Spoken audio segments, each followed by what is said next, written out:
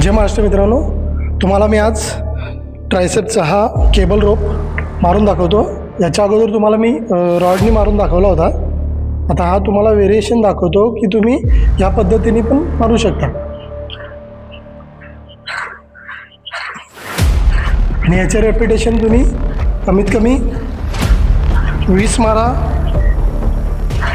त्याच्यानंतर 25 मारा आणि 30 मारा जर रिपिंगचा वर्कआउट करायचा असेल तर.